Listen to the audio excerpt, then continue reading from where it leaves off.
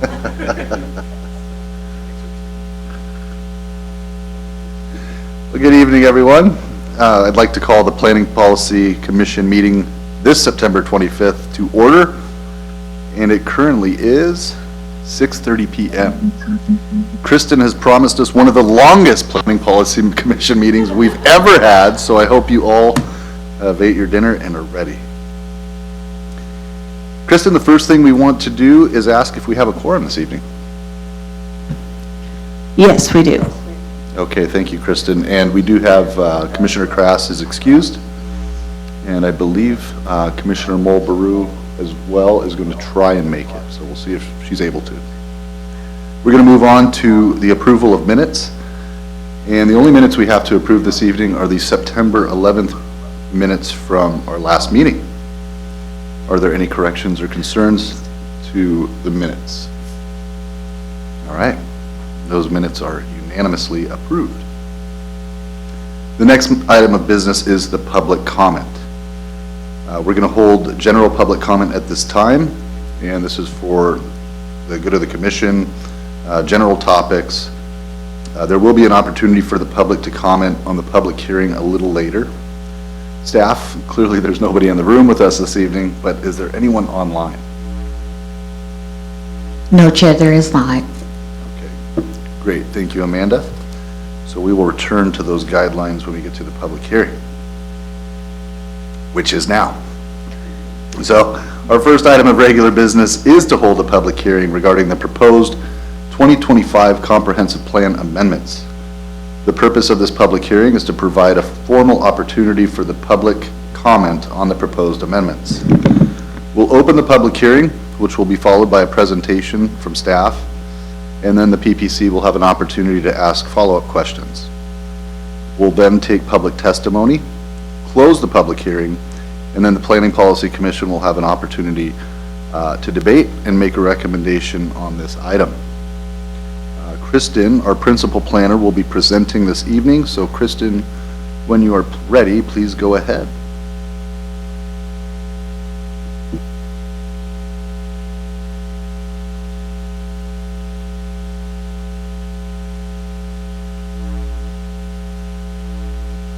Good evening. I am Kristen Leeson, the Planning Manager for Community Planning and Development.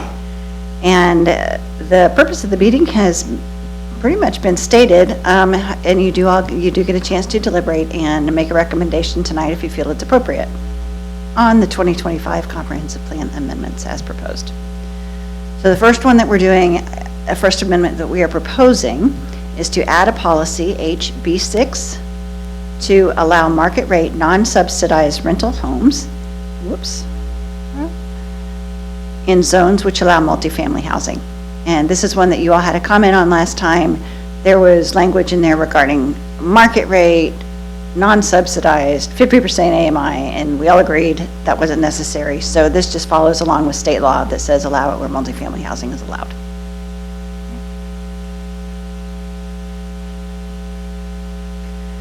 Also, we mentioned the potential rezone of a property that is conditioned upon your recommendation and the City Council's approval of the change in the land use designation.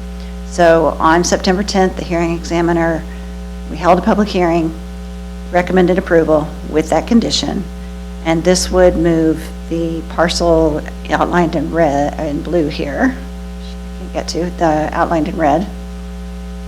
Blue, my word, from community facilities to retail. That would be the new land use designation. I've got something in my view which is blocking what I can see and can't see. Okay. The next one was our transportation element. Most of the changes that are in there, some are just clerical changes, some are just for clarification, and the rest are in order to comply with House Bill 1181 that was adopted by the state back in 2023. The goal was to enhance most multimodal connections and access in line with the adopted plans and community needs.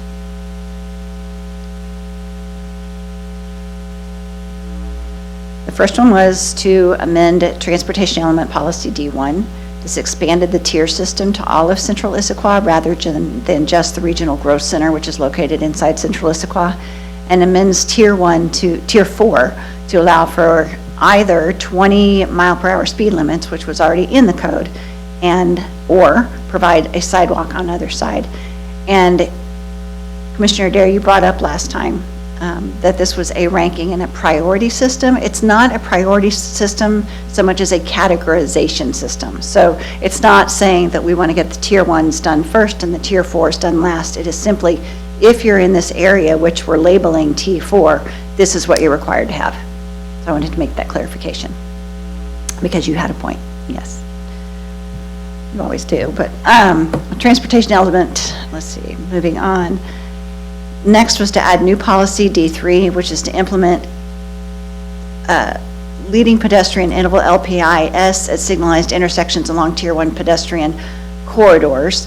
And the reason is to increase safety for pedestrians in those areas. And as a reminder, this is where a few additional seconds are allowed for the person to walk before the light actually turns green for automobiles.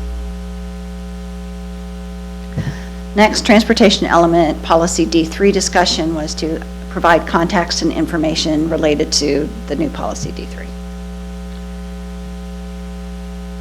There was a goal E discussion that was added also to provide a summary of statistics and clear information of bike facilities because there just wasn't anything there before. Transportation policy F5 was amended to read, to ensure that transit services perform at acceptable levels, routes, and stops in Issaquah meet the city's transit level of service standards by service tier. So it reflects the changes to the level of service required by the state. Goal F discussion was just amended to better describe transit service in Issaquah, access to service, and working with transit service operators. Goal F is another discussion. It was amended to describe and explain new transit level of service or LOS policies and include a new LOS policy table, again in compliance with 1181, and new transit to explain that the new transit level of service is more holistic and offers more ways for the city to directly enhance multimodal connections and advocate for higher transit service, higher frequencies. I should note, in case you all have any questions about those, we'll move on, that Jillian, who made the presentation on level of service last time in the transportation element, is online if you all have any questions for her. So those are the proposed amendments. Our next steps is that these will go to the Planning, Development, and Environment Committee on October 7th, and then to Council on November 10th for action. And then we have a recommended motion. So that ends my presentation. Okay, thank you, Kristen. Do any of the commissioners have any questions for Kristen or Jillian? Commissioner Adair? I just have like a technical question about the lights, the delay on the lights. Is that to prevent cars turning from hitting pedestrians in the crosswalk, basically? Yes, it is. Because oftentimes if they're going at the same time, somebody steps into the crosswalk at the same time somebody's turning. So this way, the driver will have a chance to see that somebody's halfway across. Yes. Thank you, that's it. You're welcome. I think we discussed last time, it's like about a 3-second delay, 3 to 4? Correct, it was about a 3-second delay. Yeah.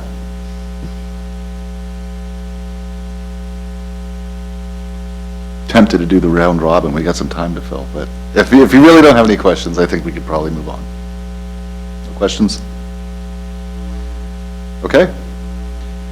We will go ahead and open the public hearing, and it currently is 6:39 p.m. Amanda, has anyone signed up to speak this evening? No, Chair, they have not. Quick indeed. The public hearing, we will close at 6:39 p.m. There is formal action requested on this agenda item. Is a member of the Planning Policy willing to make a recommendation, or I'm sorry, a motion? Vice Chair Patterson. Chair, I'd like to move to approve the 2025 Comprehensive Plan amendments as presented. Okay, is there a second? Second. Thank you, Commissioner Olener. All right, Now that there's a second, clearly anyone that has anything that they'd like to discuss on this topic, please feel free.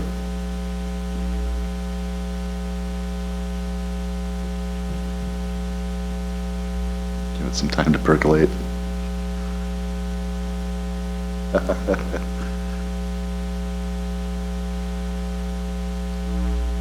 Okay, if there is no additional comment, again, these are pretty technical. We had a wonderful presentation our last meeting. Sounds like a lot of our questions were answered. Sounds like the input that we had was adopted or kind of put into our new packet.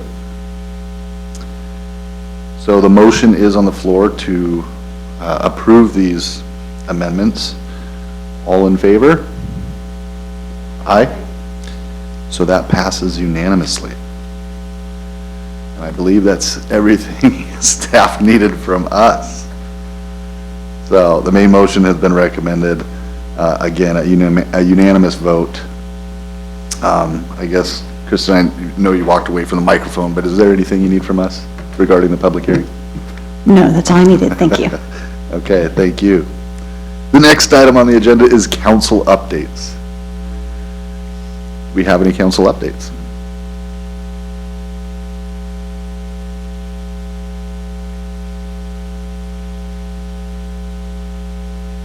I don't think so. I gave the tree code update last time. That is going to council. Oh, I don't think I have anything else for you at this time. Okay, Okay. fair enough. I did get to see the candidate forum today at the Issaquah Hilton. That was fantastic. I believe do they film those? It's the chamber, right? It's not put on by the actual city. Right, it's put on by the chamber. Yeah, if you guys do have an opportunity, you can see our own Commissioner Issaquah there, as well as other candidates for council, as well as the mayoral candidates. So again, some I interesting. believe it was just the mayoral candidates today. No, it was all of them. It was No. city council. I'm getting a big shake of the head, no. No, I'm just saying to go see it. Yeah, yeah, Okay, okay. fair enough. Reports, Kristen, anything else to provide? City life, anything going on? Did we talk last time about the discussion with city council and their priorities for planning next year? We've talked, yeah, a little bit about A little what bit they're about it, doing. and just that they're looking to have More of an impact on our more of an schedule. impact on housing, so there will be housing changes coming. And so we will be putting together a work plan soon and coming to you all at the end of the year with that. Okay. Yeah. And then this weekend, or is it this weekend or next weekend? It's the following weekend, is Salmon Day. It's Salmon Days. Yes, the first Yeah. weekend of October. So, Yes, I know you're still looking for volunteers, is that correct? probably, yes. The more the merrier. So if you do feel like volunteering, Salmon Days is right around the corner. Okay, I'm pretty sure I'm gonna be working the parking lot at IVE if anyone wants to well, say thank you, hi. Commissioner there, yeah, if you. Well, make sure to go say hi. Having said that, is there anything for the good of the order from our commissioners? Staff? Okay. Well, again, thank you, everybody. I know sometimes it's hard to get ready and come in, but it's still necessary. It's still an important part of the function of city government. So, having been promised earlier, this would be one of the shortest planning policy commissions on record. We will adjourn this evening at 6:44 p.m. Thank you.